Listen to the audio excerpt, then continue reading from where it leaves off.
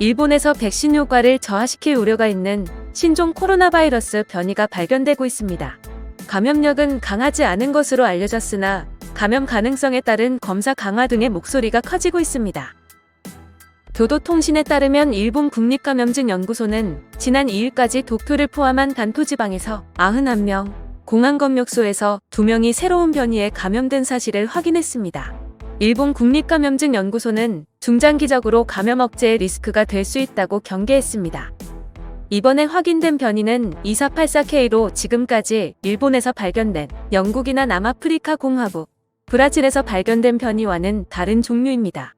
영국과 남아프리카 공화국에서 발견된 변이 바이러스와 공통점이 있지만 유전자 배열은 일부 다른 것으로 확인되었습니다.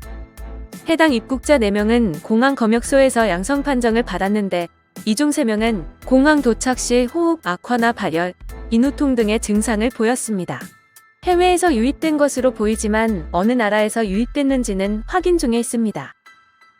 후생노동성 내 전문가회의 수장인 와키타 다카시 국립감염증연구소 소장은 이날 기자회견에서 새 변이 바이러스는 면역의 효과를 약화할 가능성이 있으나 감염력이 강해지는 성질은 없는 것으로 파악되었고 감염 혹은 백신으로 얻은 면역의 일부가 충분히 작용하지 않게 될 우려가 있다고 말했습니다.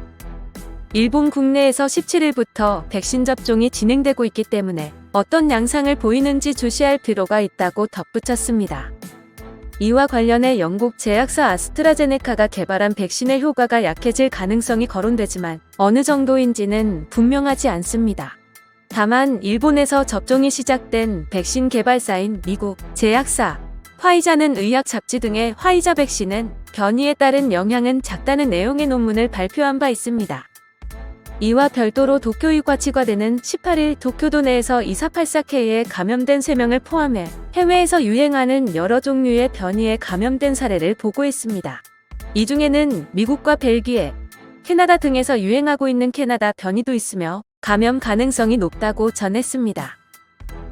일본 국립감염증연구소는 변이 확산에 따라 공항이나 항만 등의 검역소에서 발견된 변이 감염자에 대해서 연령, 중증 정도 등에 따른 역학 정보를 분석하는 실태 조사를 시작했습니다. 이는 일본 국내에서 나타난 변이의 특징과 실태를 파악하기 위한 것으로 영국에서 발견된 변이는 기존 바이러스에 비해 70% 감염력이 높은 특징이 발견된 바 있습니다. 각종 변이 바이러스까지 속속 보고되는 상황에서 우리나라도 입국한 확진자들을 전수조사를 해봐야 할 것입니다. 시청해주셔서 감사합니다. 지금까지 세상의 이슈를 전달하는 라월드였습니다.